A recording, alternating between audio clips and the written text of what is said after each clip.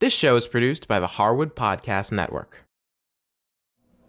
Hi, I'm Kevin Harris. We love making this show available to you free of charge. If you'd like to help us keep it that way, you can make a contribution to our Karma Jar or become a show sponsor. If you'd like more information, visit our website. Hey everybody, welcome to Live from Bay 6. I'm Kevin Harris and I'm here with our special guest, Amie Penwell. Hey. Well, I'm ready to go play some bass. Don't you play guitar on most things? Well, yeah, but you know, guitar has 6 strings, bass has 4.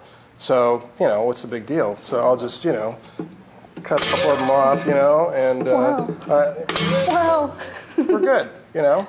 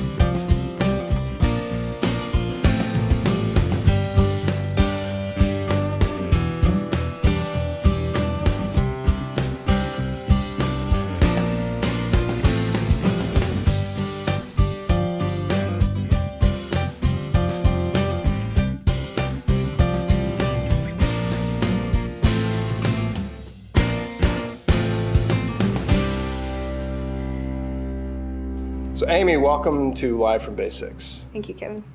So I understand, starting at the beginning, you grew up in Massachusetts, right? I did. Massachusetts in the late 70s and early 80s. I'm the youngest of 4 and moved around a lot. So were you playing an instrument? At what point in your childhood did you get into music and stuff? I was a lot more interested in records and the hi-fi and the speakers. There was a piano in the house, but I usually just did puppet shows underneath it. And every time my mother attempted to give me piano lessons, I didn't have any discipline at all to practice. I had no interest. And that never left me. Mm-hmm. I've had very few lessons in my life. I just got really obsessed with other people's music. And I lived inside of that throughout high school. I mean, it was a total solace. Did you have specific stuff that you listened to, or was it just a huge smattering of things? It's a huge smattering, but I was really obsessed with U2, like obsessed. When I started to choose my music, my siblings were huge influences, the oldest being 10 years older, so it just trickled down.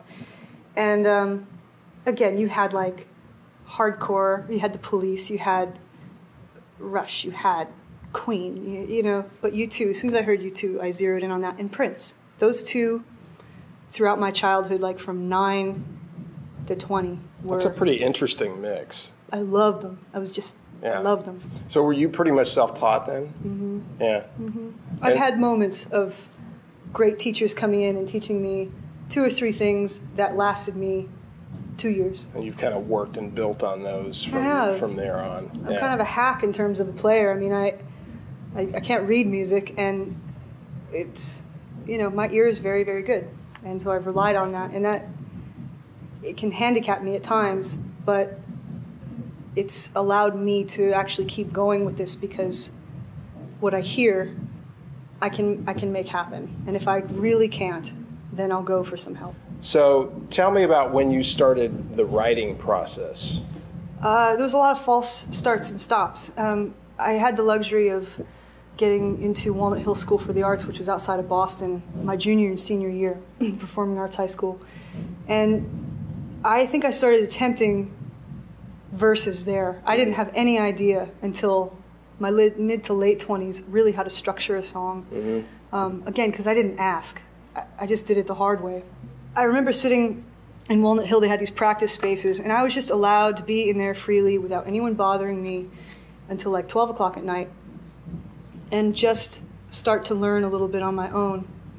and try to match it up with some lyrical phrases and go from there. Mm-hmm. So after avoiding the piano and using it as a puppet show theater for all those years, so when did you finally give up and realize that you could actually play this as an instrument? Again, it started at Walnut Hill, my high school, in those practice rooms. And then in my mid-20s, a few years after my husband and I got together, he didn't even know I was a musician. I was very closeted about it. And for my 26th birthday, right before then, he bought me a piano. So each little piece started to come. He started to buy them as presents for me. And then it got serious, you know. I was like, oh, okay, I got no excuses here. And I'm tired of feeling envy for other people's expressions when I know it's in here somewhere. There's some people that do things like they'll go to teachers or they'll read books about writing, writing songs and so forth. Did you ever get into any of that? I attempted, but I had the same reaction that I had when I was 5, to too much technical reading it and then applying it. I'm very visual and I'm very auditory, obviously. And if you can show me what you mean on a guitar, but verse A and B match with C and D and then go back to this, and for a lot of people it's really simple, and for me it just frustrates me. So tell me a little bit about this first song that we're going to do, Show Me to the River. This is a song I was avoiding writing because it came out as Show Me to the River. This chorus wouldn't leave me alone. There was Take Me to the River, and I didn't want to go down the gospel vein, and I was trying to avoid it, but the melody kept coming to me.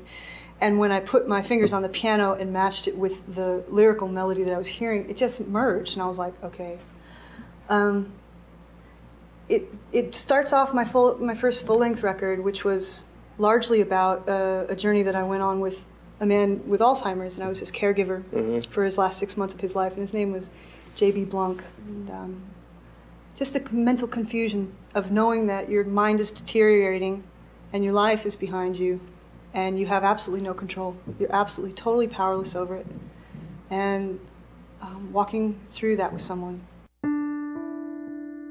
Feels like part of my soul has been beaten and shaken, taken someplace far from here.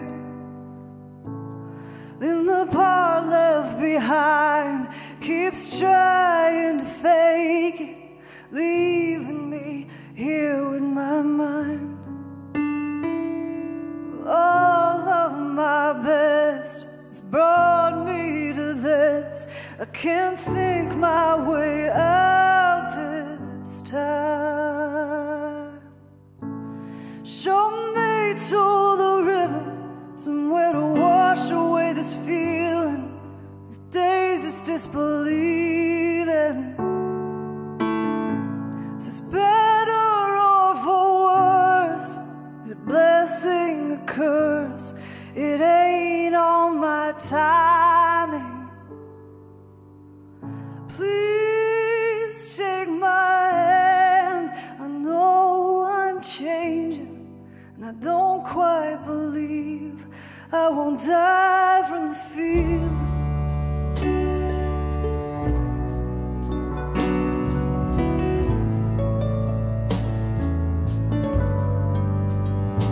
So how much of my life have I missed by making everything in it to blame?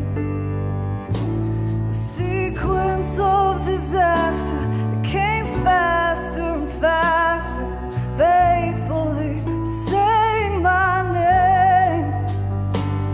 All of my best has brought me to this, and I just want to wash it away. So show me to the river, somewhere to wash away this feeling, these days, this disbelieving. Is this better or for worse? Is it blessing or curse? It ain't on my time. Please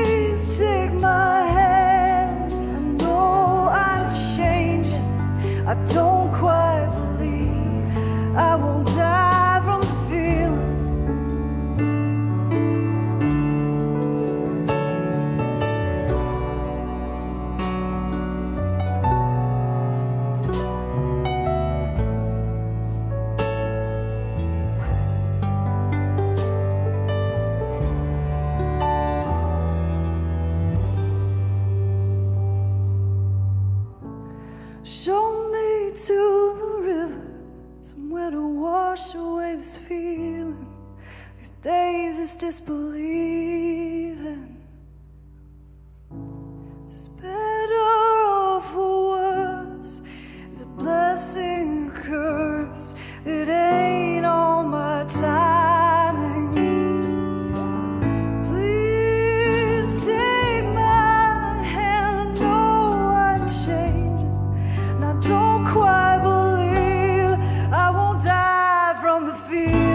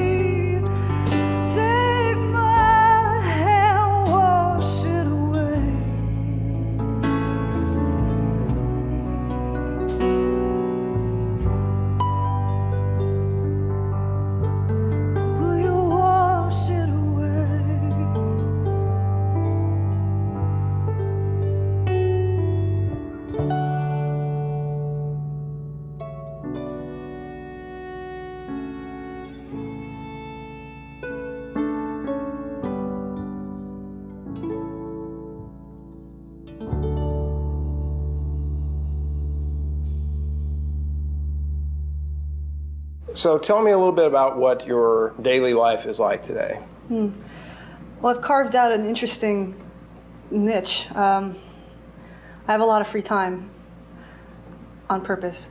You know, I don't write every morning. I'm not that structured. Mm-hmm. I just leave myself the time for if it comes. And I know when it's a writing time. I start getting really antsy and aggravated and kind of frustrated, and I realize that I need to do some work. So that being said, I go to work. I work a few hours in the afternoon with children and my husband, and we run an after-school program.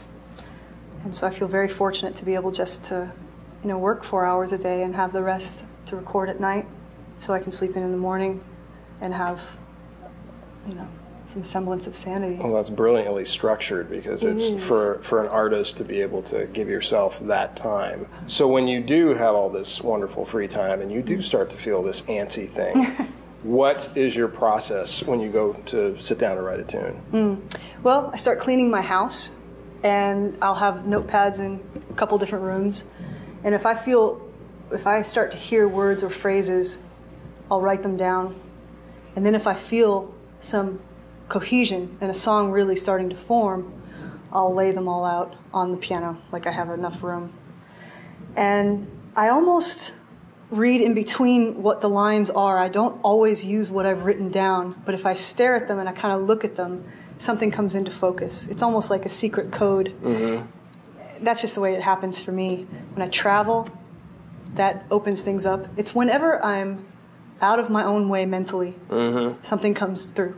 Is there a point in time where your fingers actually hit the keys and you start? Because I know you have all the Post-its up there and you've got all the notepads and everything there, and then when is that moment?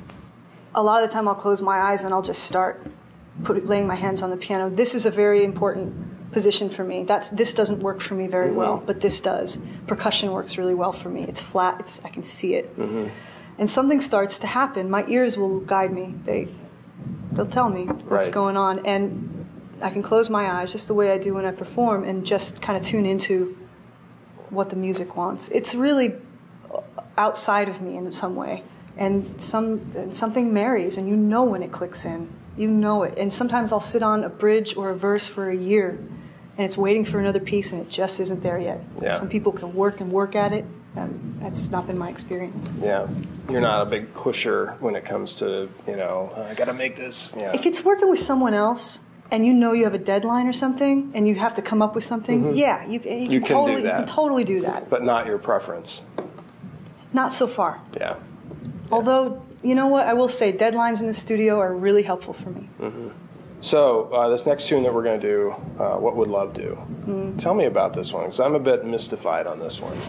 This one was an experiment in the studio with Ben Leinbach. So I had this chord progression, and I knew it was low, and I knew it was really R&B. And I was like, well, let's just see if I can write an R&B song. And the one phrase that I had that, to me, represented that was What Would Love Do? Kind of like Barry White. And it was actually kind of pulled from Prince. And I felt like a cheese ball. I was like, I'm not singing this song. There's no way. There's no way. But the song came, and I was like, okay, I'll try it, because it was different from anything else that was coming out at the time.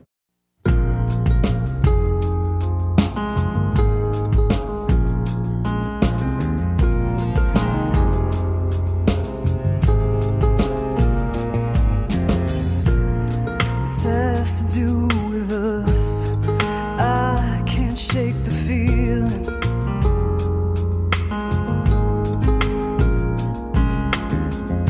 A little more to do with trust, and I've been willing to believe. What would love do?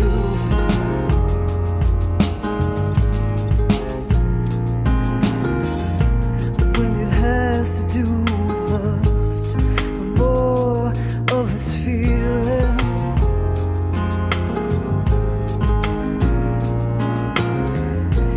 When I don't remember love, I don't remember breathing. What would love do? Bring me to my knees, bring me back to breathing. Wherever we may be, love will be there to believe in.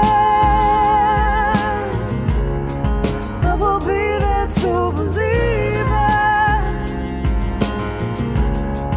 Love will be there to believe in. Oh yeah.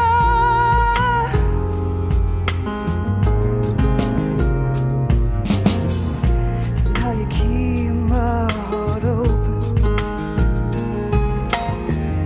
Somehow you heal what feels broken. Somehow you get through. What will love do? Oh, what will love do? Bring you back to me. Bring us back to breathing. Wherever we may be,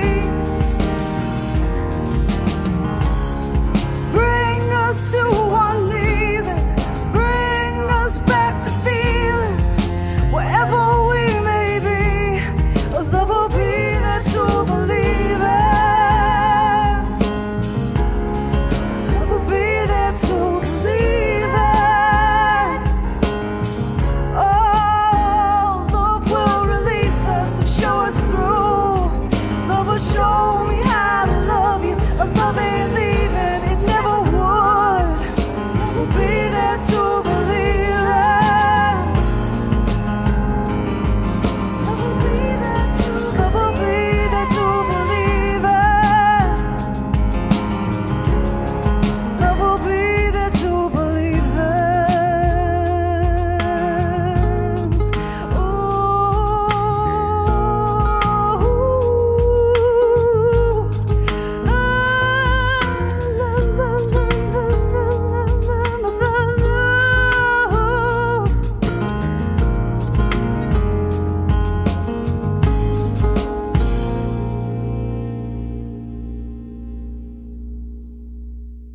So when you fire up the recording process and you head into the studio, what do you bring with you? How much of the tune is there? A lot. A lot. I like to go in with pretty much full ideas.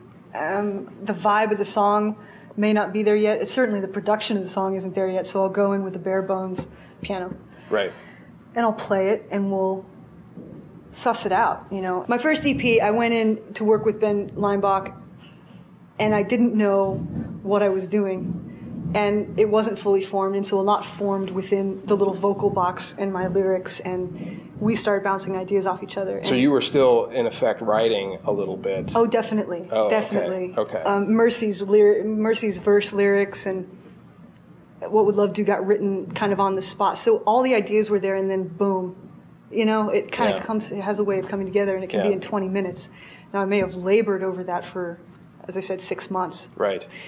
And then with King in a Temple, I went in for 2 days on my own with an engineer up to Prairie Sun, and then in a dance studio, and for 2 days there and 2 days there, one in my living room. bring it to Ben, say drums, bass, what else do you think this needs? Background vocals, overdubs, blah, blah, blah, go. And that's the way that came together. And that took a year, you know, and then fits and starts. So tell me about what albums you have available and where people can get them. I have a self-titled 2005 EP, just 3 songs. iTunes, CD Baby, you know, off my website. And then my 2008 release, A King in a Temple, in those same places. So what would be your sage advice for someone getting into the songwriting, performing business? Mean it with everything in you, because that'll stay with you. If you do mean it, and you really have to write songs, and you really need to express, go for it. Do it, but do it 100%. If it feels difficult, that's totally normal. It's a hard path to walk. It's not a convenient path, but it's something that feeds you. It's a spiritual thing, you know. Yeah. It's something that hits you on all levels of your being. Yeah. And when all of those are working together, there isn't anything in the world that feels like that. So for the glimpses that I get of that moment, writing, which is I'm the biggest fan of, you can't trade that, you know. Right. And the more you do it, the better you get. So this kind of leads me into this last song here, Mercy. And tell me, it almost seems like I might be, the song, by what you were just saying, this might actually be a good segue into this song. Tell me about it. Yeah, this is a song that I had the chord progression to, and I started to play it live before it was a song. And when I was in the studio with Ben, the verses came out, and I thought they were a little too simple. And then I was like, no, it's just right on target. You just say it straight and sing it and give it up. And it came out of a really, really, really hard road on my part. I was just in a total state of faithlessness and having absolutely no clue about what to do next, where to go next. And everything I identified with was falling away from me. And so you just kind of stripped down in this really raw sort of core place, which is not fun. And what came out of that was just like, well, you know, what? What do you want? You know, to powers that be. And the song was just a question, and I was hoping to get some answers back, and I have in that way.